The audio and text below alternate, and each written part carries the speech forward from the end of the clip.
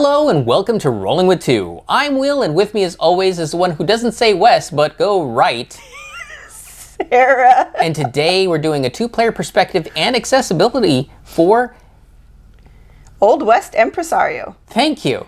I can't remember this name, but tell us a bit about this game. All right, so in Old West Empresario, players take on the role of a Empresario, which is an entrepreneur tasked with building a prosperous town in newly settled Western territories. Players attract settlers through clever dice drafting and tile placement. The player who builds the most valuable town with the most population will become the state capital. So, Will, how do the rules change for two players? So for two players, there is no bot. Nope. So that's nothing to worry about. It doesn't matter what player count. As far as changes, it's the number of dice that are going to be used. So the rule is you use 2 dice per player plus 1. Right. So in the 2-player, you 5 dice. And in a 4-player, that would be 9 dice. Yep. That's the only change. And so for issues in the 2-player count, because you play with fewer dice than you would at a higher player count, it can feel very restrictive on what you do because the choices are based on what dice rolled. Yes. So you'll have 6 tiles numbered 1 through 6. You'll roll the dice and then put them on their corresponding number. And under each tile is going to be 2 other little tiles, which building are tiles. Building tiles that help create your town. Your choice is grab one of the dice and either take a tile to cash it in for 3 money, take a tile to put it unbuilt into your city, well, provided it's not one of the tribal lands. Right. Or take the tile and then activate your town. As those choices get eaten up, there's just fewer and fewer options, and with fewer dice out there in the first place, well, you're guaranteed one column is not even chosen. Right. Now, there is a rule that you can, when you take a die, pay 1 coin to pip it up or down, and 1 does roll to 6 and 6 rolls to 1. So you do get some manipulation, but you can only do that once. Yes. You can only pay 1 coin once. You can't pay 2 coins to move it up or down twice. Right. So in the lower player count, that can get really frustrating, especially if the dice are clumping and you're like, well, there's 1s and 2s, but I really needed a 5 because there's no way to get any of those dice to be a 5. Plus, there's no guarantee that you can create a good money engine for yourself. Right. Then what are you doing? Well, now I'm sacrificing die and tiles to get money, and maybe the other person's getting what they want, and I'm getting farther behind. Right. And this also leads to the other issue at 2 players is the tiles then can get stagnant because if you're trying to go for a certain strategy, whether or not the dice are going your way, if you can't get the tiles you need, it's just they're going to be stuck out there because there's just not as many people taking tiles. They don't get refreshed unless someone takes one of those tiles. Right. So we found, like, Will and I tend to play very similarly. There is 1 negative tile in there, the Undertaker, which attacks other players by making them lose a coin.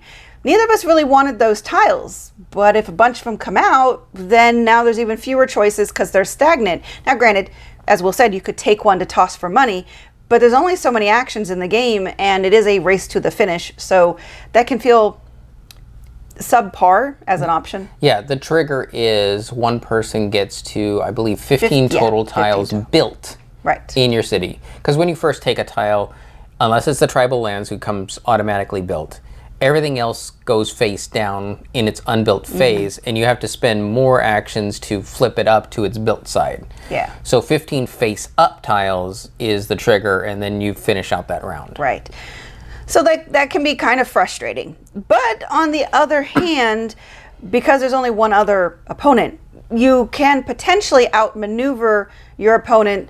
Like if there are certain tiles you're going for, 1, it's more likely that the tile will still be there when it gets back to your turn.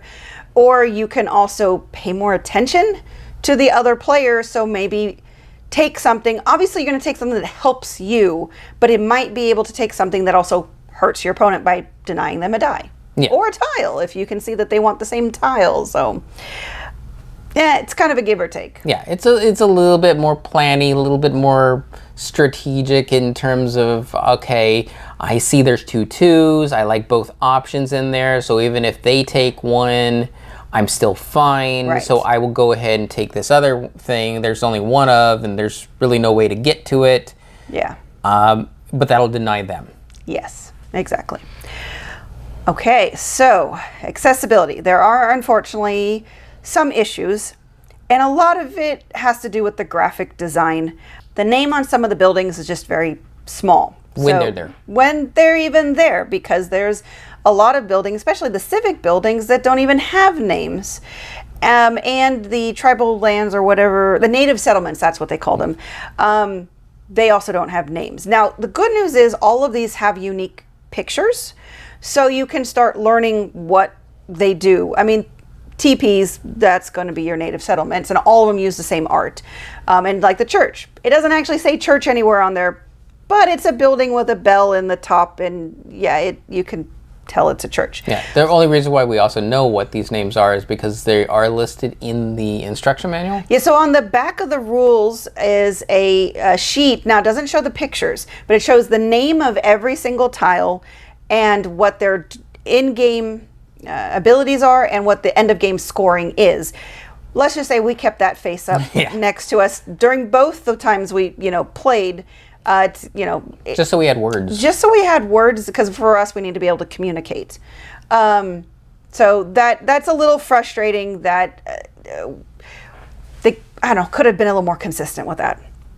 Now, cognitively, you want to talk about the rules? The rules feel like a first draft. Yeah. There are a number of elements that you would have thought, well, they would definitely be in the rules.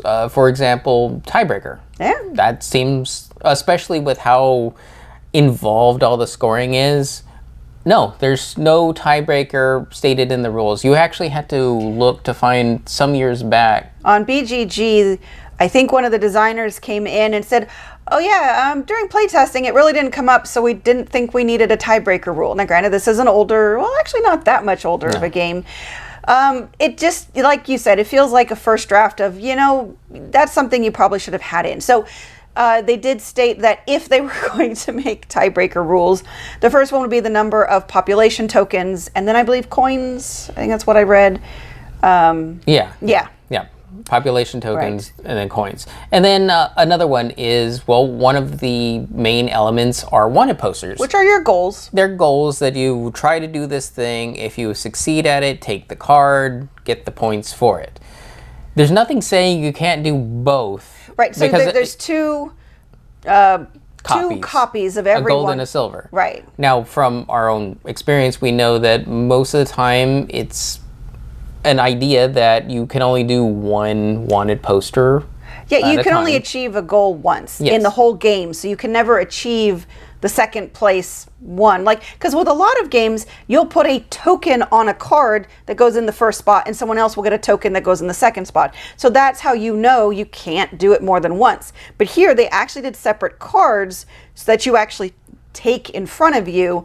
So it's just not as clear. There was just that assumption made in there, which is clarified on BGG, that you can only do each goal once. And if you are the first person to do it, you get the gold, which is worth more points. And if you're the second person to do it, you get the silver. Yeah. And that's that. And then sometimes the wanted posters themselves are like, well, you score points for different colored types, names. Yeah. And we're like, what? What does that classify under? So let's look at the rules. It pretty much restated that. Yeah, it didn't actually help explain. Are all civic buildings a name and a type? Yeah, because they're all white, but they're all named different things. Are all native tribal lands the same? Because they're all green in the same picture. But they work a little differently? Are we just talking about the mines and the inns and the saloons and the distilleries? I don't think we ever actually looked up. We never did. We never looked it up. We made some general house rules before we started playing, and we were fine with that. Right. But it was also a weird thing that it didn't explain itself. And also, for endgame scoring, you get points for coins, and the rules do state that you'll get points for your coins. Yes. It doesn't tell you how much. Yeah. It is only on the score sheet. So if you ever get a copy of this game that does not have the score pad in there, you'll never know how many points you get for how many coins you have at the end. Yeah, because your only clue is you'll score points for coins. Yeah, I do believe it's 1 for 3. Yes. 1 point for every 3 coins. Yes. So it's stated in this video, but that's if you watch this video. Right. So and I would just say overall, it felt like a really short rule book where, like, I don't know, that it shows cost savings over being a little bit more verbose. Now, believe me, some rule books get too verbose. Yeah, over-explain things. But this one, it just feels like it fell a little short. So, unfortunately, there's just some minor things here and there where if you don't go to BGG, you're just going to have to make a decision and stick with it. And there you go. Oh, the other thing that was kind of weird cognitively, the cost, when you pay a coin, they use the no symbol, which is the red circle with the red slash over the coin icon. As with most people think, don't. Right. That's what we thought. It's like, so you don't have to pay a coin to do this thing? But no, that's the actual symbol they used for pay a coin to do this thing. It was a little cognitive dissonance based on just general, knowledge of the world. Yeah. And every other game that I've seen that has you pay a coin to do a thing, it's coin, arrow, thing. Or a minus sign, coin, arrow, thing. Yes. Just the no symbol just threw us off. I mean, it's not a big deal, but it just would presented a slight learning curve of, okay, this doesn't mean you don't have to pay. It means you do have to pay. So there you go. Unless you don't. Unless you don't. Now, there are some good things that this does. The color is reinforced by the name of the building for the most part when there's a name, but there's always unique pictures. So if you have colorblind issues, go by the name or the picture on the tile, you'll be able to tell that difference. And I only say that because there are a couple of colors that are kind of close together. Yeah. It is all open information. There's nothing hidden here. So if you're having trouble, hopefully someone else at the table can help you. The cardboard pieces. Yeah, they're all different shapes and sizes. So like money is, for the ones, they're the circular coin. Yep. And for the fives, they're rectangular $5 bills. Yep. And the points for the people that act as victory points, they're a different size rectangle than the $5. The 5 point one. The 5 point. Yeah. 5 point piece. Yes. So the good news there is everything is unique. And as we mentioned, there's the rules reference on the back of the rules for all of the tiles. Just keep that face up for the whole game, and it'll take you a few games to get them all down, but that'll be good. And then I will say, when it comes to the population, again, this won't win awards, but I will have to give them props. They have both men and women of, I think I counted at least 3 different skin tones, and the outfits felt like real, like clothing that they wore in the Old West. For the time period. Yes. So it felt very appropriate. So that was nice. It's because they use people as your victory points because you're trying to gain population. So it was nice to see that variety of men, women, and racial backgrounds. Yes. So that was really nice. I think specifically it was settling a town in Texas. Yeah, that's what we had to look up what Empresario was. It was actually very specifically the name given to those who were establishing towns in the Texan territories, I think is what they were called at the time. So essentially the winner is Austin, Texas. Because that'd be the capital. Although the one time you and I tied, so I was like, I guess we have 2 state capitals, or maybe we're still 2 territories at that point. I don't know. Whatever. Okay, that's everything. All right, for 2 players, would you recommend this? I think it's decent. I think if you might have some frustrations like we did, but there is still an enjoyable amount of gameplay here. Yeah, for the theme that it is, I've definitely played worse games.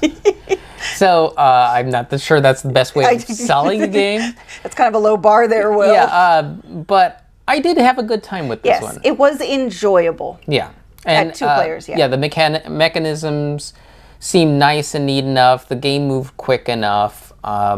So 2 players, I did feel fine with it. Yes. The restrictions were actually what I know some people prefer in a game. That's true. Where they don't want all the choices. They want to be restricted by the game, and it's overcoming those obstacles. So I can see for some people, if you find yourself to be that type of gamer, you might even have a better time than we did. That's true. With mostly is OS. that what I wanted was in columns where there were no dice. That was my problem. Yeah, you always want what you can't have. That is true. All right, accessibility. It's going to depend, but I think it's going to be accessible to most people. I think the cognitive challenges, but like we said, hopefully you'll just go on to BGG or you'll be watching this video, so you'll remember hopefully all the little things that the rule doesn't include. Yeah, and it's just mostly that. It's the, I'm not sure how to play this game because I don't know the rule for this game. That could be a big problem. It could be. And I will say with the vision accessibility, they are little frustrating things, but because they do use the unique pictures, I think most people are going to be fine with it. Yes. All right.